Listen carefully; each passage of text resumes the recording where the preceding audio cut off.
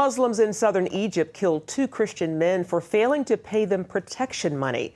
As CBN News reported earlier, Muslims in the area are demanding that Christians pay them jizya. That's a kind of tax that Islamic law requires religious minorities to pay Muslims. But the tax is so high, many Christians simply can't afford it. The Voice of the Martyrs reports that a Muslim man demanded a Christian in a village in Asuit pay him nearly $1,500. The Christian sought help from local police, but to no avail. When he failed to come up with the money, several Muslims went to his home and shot him and his cousin to death.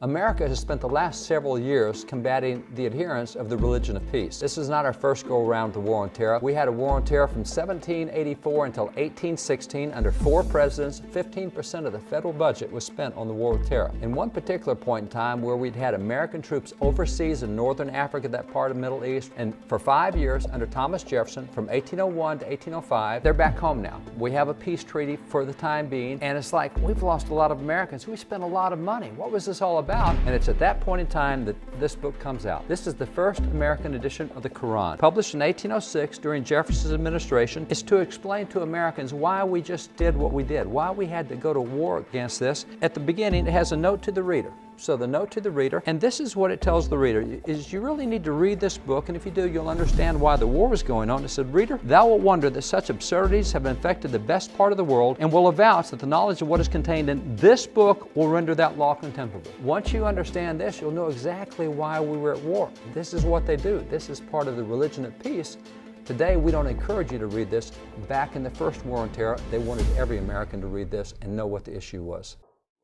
It's funny because this lie has enabled the left over decades to slowly chip away at what I like to call public displays of Christianity, because the wall, the separation. And yet now I kind of look at what the left has morphed into. Yeah, it's competing interest groups that are aligning themselves against what we consider traditional America. That's what the Democrat Party is at this point. But at the same time, that's morphed into a religion. Yet, as you've noted, they want to take religious concerns for minority religions, particularly Islam in America, and they want to try and ensure that there is no separation of the state. In fact, that the state not only protects, but it tries to go out of its way to indoctrinate, might be the right word, public school students about not the moral superiority of Islam, but to try and counterbalance conceptions out there that Islam is somehow not the religion of peace. And public schools seem to be dedicated to that. Can you talk about? They are. It's very unfortunate. I've been involved in 7 cases in the Supreme Court, and in one of them, the justice has talked about how that the court has now established what they call classes of religion. And rather than everyone having a free market shot, and you know, I don't know the numbers, but there may be more Fords on the road than there are Chevys, than there are Yugos and whatever, but that's what people choose. But the court comes in and says, oh, there's too many Fords on the road. We have to squish the Fords down and lift up the Dodges. And so if the court gets into equalizing everything, and that's what they did on religion. They said if you're a religion that has more adherents, that's not fair for those that have fewer adherents. So we're going to have to squish you down, and we're going to have to raise them up. And in America, about 78 to 86%, depends on what the polling numbers are, say they're Christians. About 1.8% say Jewish, and about 1.1% say Muslim. Well, if you're 82% Christian, that's not fair for the 1.1%. So the court steps in and says, you're going to be required in public schools to spend 3 weeks studying Islam, but we're not going to let you study any Christianity. You can't do that. And so comparative religion's pretty much gone out the door in textbooks. One of the things we see textbooks now is hard promotion of Islam and very much denigration of Judaism and Christianity. And so that's the concept of the classes of religion that the court has stepped into, which is absolutely opposed to what Jefferson wanted on the free market. He didn't have trouble with other religions, but he wanted to be free market, where you choose your religion, you choose your beliefs. We're not going to nail you for your beliefs unless, as he said, your beliefs cause you to do harm to someone else. And oftentimes Islamic beliefs do cause harm to someone else. And there were times when Christian beliefs did back in the 1500s in Spain and elsewhere. That's when the government stops it. Outside of that, we're going to let it be free market. And that's not the policy we have today.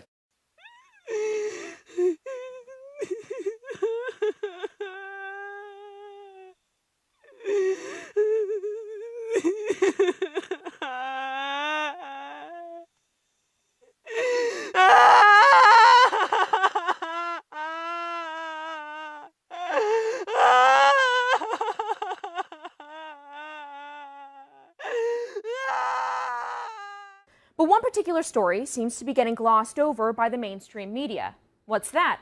I'm talking about an entire civilization that's being stomped out of the Middle East. Christians are being persecuted en masse, and the silence in the media and the West more generally is deafening. To be frank, they're either completely unaware or they don't give a damn. In Mosul, a city in northern Iraq, Christians have been given a choice to either convert to Islam or die. ISIS, the Islamic State of Iraq and Syria, issued a statement, a decree really, giving Christians a Saturday deadline, just this past Saturday, a deadline to convert at the sword. Here's just part of the statement. It was decided to offer Christians one of three choices. 1, convert to Islam. 2, pay a head tax for being Christian. Or, if they refuse, death. Look at this image. ISIS is plundering through the city and painting the letter N for Nazarene, which means Jesus of Nazareth, on the people's doors in order to alert authorities of which homes are Christian. Now, I know it's easy to think of the Middle East as a region of Islam. Why would Christians want to live there? Of all places, sorry, Mosul was once the heartland of Christianity. Christians have been in Iraq for over 1,800 years. Think about that. Their presence predates Islam. Christianity in the Middle East is by no means a Western imposition, and yet silence to their persecution. Consider what would happen if Christian radicals seized control of London or Paris and began the systematic murder of Muslims, destroying their mosques, burning their Quran. Do you think there'd be outrage? Of course there would be. Everyone from the Pope to Obama to Beyonce would denounce.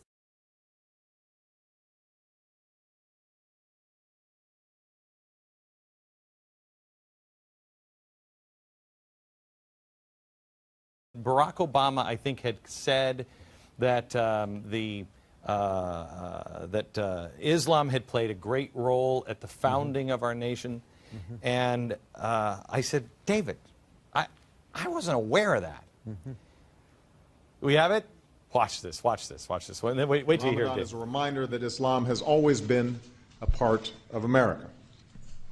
The first Muslim ambassador to the United States from Tunisia was hosted by President Jefferson, who arranged a sunset dinner for his guests because it was Ramadan, making it the first known iftar at the White House more than 200 years ago.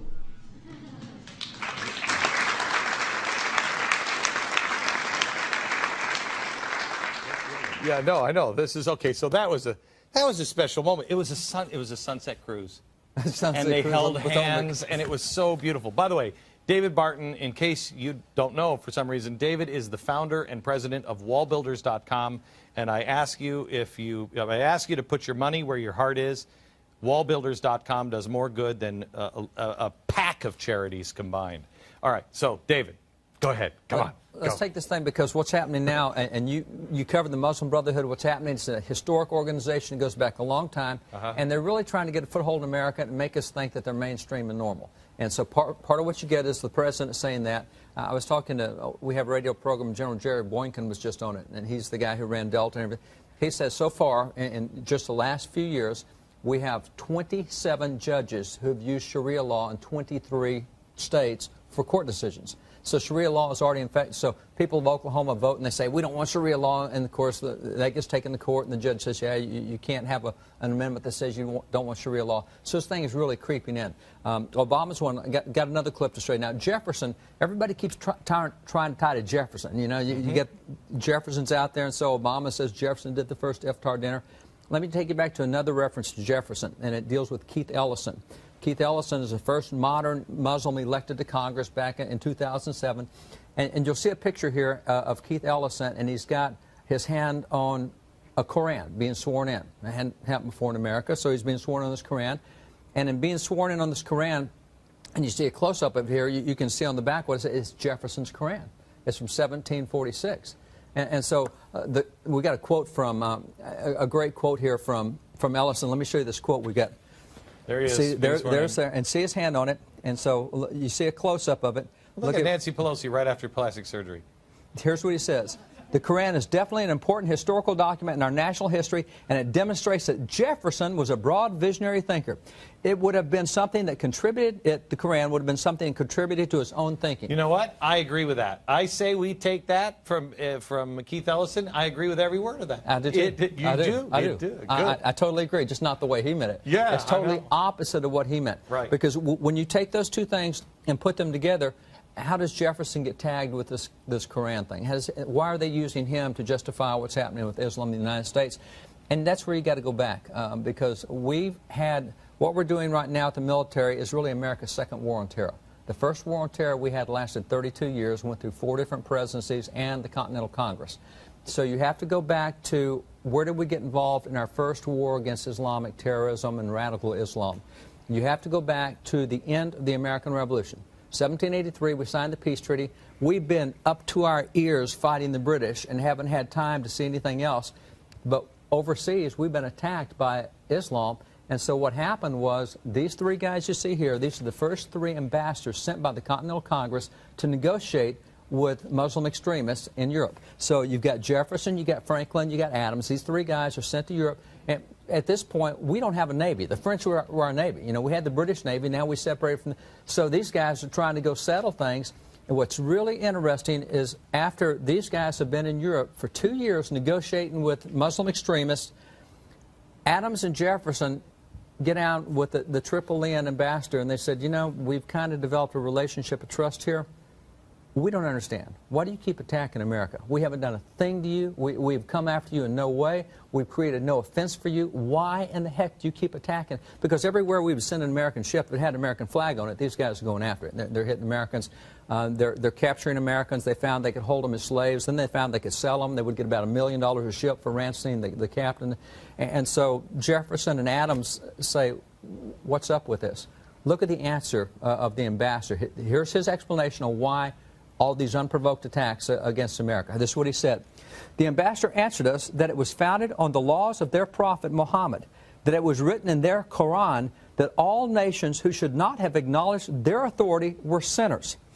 It was their right and their duty to make war on them wherever they could be found and to make slaves of all they could take as prisoners, and that every Muslim who should be slain in battle was sure to go to paradise. Notice the motivation. Why are you attacking us? Well, our prophet requires that we do it. The Quran says we have to do it. We're told in the Quran we have to attack you, we have to make you slaves and subjugate you to us, and we're told that if we do that and we get killed doing it, we're going to heaven. So what happens is you get this answer that says, hey, we're required to do this about the Quran. And it's like these guys go, wait a minute. There's a religious book that says you go to heaven for killing people and going to war against people. And they go, nah. And so Jefferson says, I got to read this for myself. Well, there's your first introduction to the Quran. Jefferson wants to see for himself if there really is such a wacky position that you go to heaven for killing people and creating war. And so that's the first exposure against. Now, we'll come back to that later because he's not president yet. So all this is going on. We don't have a Navy. We don't have an Army. Founding fathers absolutely deplore a standing Army. They don't want a permanent military. They condemned that in the Declaration. They did not allow that in the Constitution. They didn't forbid it, but they didn't establish it. Now we go to George Washington being president. The only way we've been able to find to keep these guys from attacking us is we have to bribe them. If we pay them millions upon millions, then so it's extortion. We're in serious blackmail.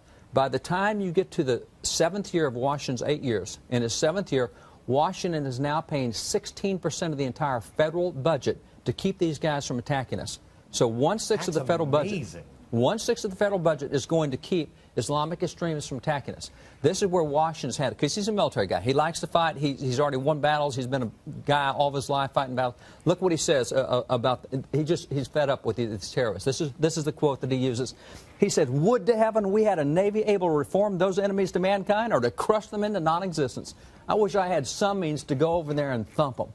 That's the first time he goes before Congress and says, okay, we need to change our position on a standing army, because we always thought we'd get attacked here, and if we did, all the farmers go home and get their squirrel guns, we'd fight off the British again. We didn't think about having to defend America overseas. No president right now would say that. That's right. No president right now would say that. But see, that's what he was. And that's why they didn't want a standing army. Now they have to reconsider. So he says, appropriate money, let me build a Navy. Congress, here's his policy. Here's why he wanted a Navy. This is what Washington said. He said, To be prepared for war is one of the most effectual means of preserving peace. If we want to end this war, we got to be able to fight a war, and we can't do it. So Congress, that's exactly right, strength. So Congress appropriates the money, they give him, but he's out of office. So now John Adams comes in as president. John Adams comes in, it is John Adams who builds the Navy. John Adams is known as the father of the American Navy. He's got a Navy. Let's go end this thing. He does not end it. Why not end it? John Adams, who's first diplomat, now he's done this for 15 years, vice president under Washington. He says, I know these guys. He said, if we get involved in a conflict with them, he said, it's going to last forever. He says, I don't think the American people have the stomach to take on Islamic terrorism because it'll last a long time. This is not a quick fight like the British. So he refused to do that. Now, at the time he went out of office, we're now up to 20% of the federal budget being spent to pay off these guys to keep them from attacking us, and that's not even working all the time. They're still attacking us. So now we come to Jefferson. Jefferson, the president, goes in. Jefferson goes in and he says, I've had it. I'm not going to pay. And by the way, we were already having tax protests then because we're paying so much of our taxes to pay off these terrorists that it's costing Americans. And so you're getting tax protests over this, the fact that we're not fighting, we're paying extortion money. Jefferson says, I'm not paying any more bribes. At that point, two of the Islamic nations declared war on the United States. First official war declared against us as an independent nation was when we stopped paying tribute and stopped negotiating and stopped playing around with extortion money. And so Tripoli declared war and Algiers went to the point of declaring war. So we got two declaring war. And he says, who cares? And so he takes this brand new Navy he's got and he ships this Navy overseas because there's 4 nations going after us, actually 5. When we started shipping the Navy, 3 of them backed off and then 4 backed off, and so we only had Tripoli to deal with. And so you see the American Navy sailing over there, brand new Navy, first time we've had our own Navy. They get there, and there's some cool pictures here. You'll see a picture of the fighting that's going on. It was hand-to-hand combat, close quarters, the same kind of thing. See, here's the Navy sailing out. They're headed over to North Africa, to Tripoli specifically, and here's the type of battles you see going on. And so this is Stephen Decatur, a young lieutenant who's there engaged in all this battle. And so this is fighting to keep them from attacking Americans because they're having their way with everything going on. This is young Stephen Decatur. So at this point, Jefferson puts military troops on the ground for 5 years over there. That's where we get our Marine Corps hymn. Our Marine Corps hymn says, from the halls of Montezuma to the shores of Tripoli. That's the first war on terror. The first time we had to fight Islamic extremists, and that's the Marine Corps hymn. Halls of Montezuma to the shores of Tripoli. Now, this thing is over in 1805. So now we come back home. We've got a time of peace, if you will. And in 1806, this is printed. Now, this is the first Quran printed in the United States. This is 1806, is it printed? Jefferson is our president here. And here's the first American edition. The Quran says right here. Now, interesting thing, why print a Quran? Because we've been fighting these guys for 5 years, and people are going, what in the heck were these guys thinking? Well, if you want to know what they're thinking, let's read their book.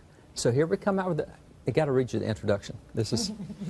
You're going to love this. Here's the editor's introduction, and it says, this is a book. This book is a long conference between God, the angels, Muhammad, and on through it goes. Set it up. When you get done with this book, this is what it says. You'll find, he says, you'll wonder that such absurdities have infected the best part of the world. They're saying, you will not believe what these guys believe. When you read this book, you won't believe the absurdities that have infected that much of the world, and you will avouch that the knowledge of what is contained in this book will render that law contemptible. If you read this, you will have contempt for Islamic law. And that's why they put this out, because we've just gone through 5 years of fighting these guys, and we need American people to know what this is all about, because we didn't start this. They're the one, and they said it's in our Quran. We do this because it's in our book. We're only doing what our book tells us, and so Americans needed to know what the book said. So that's where you get it. What happened after that? Well, what happened after that was we had a period of peace, and that period of peace lasted, and then you come to James Madison as president, and James Madison gets involved in the War of 1812. And so the War of 1812, we're fighting the British. And don't ever think that foreign nations don't watch what's happening with our domestic policy. We were all tied up fighting the British. Our Navy's tied up. Here's Perry and Lake Erie, the battle. We're all tied up fighting the British. Islamic extremists say, hey, we can attack again because their Navy is all tied up. So they start whacking American interest again. And Madison couldn't do a thing about it because we couldn't carry on a war on 2 fronts. We could only carry on 1 front. But as soon as that treaty was signed, 1815, John Quincy Adams negotiated the treaty.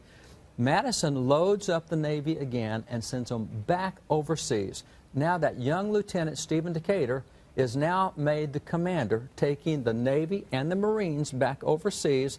And for two years, they thump Algiers, and they just beat their brains in. And after 2 years of that, and here's some more of that hand-to-hand combat that you see Stephen Decatur again leading these groups. After 2 years, they came back to the table, and at the end of 2 years, they signed the peace treaty. And after 32 years of having a conflict with these guys, we finally reached a period of somewhat peace. But their position was, we always, and this is General William Eaton, who led the first expedition under Jefferson, had been a diplomat before, and he said the problem is they consider Americans a weak sect of Christians because we won't fight. And since we won't fight, they're willing to come after us. And so that's why Jefferson said, I'm willing to fight, and that's where things turned around. After we showed a willingness to fight, they left us alone.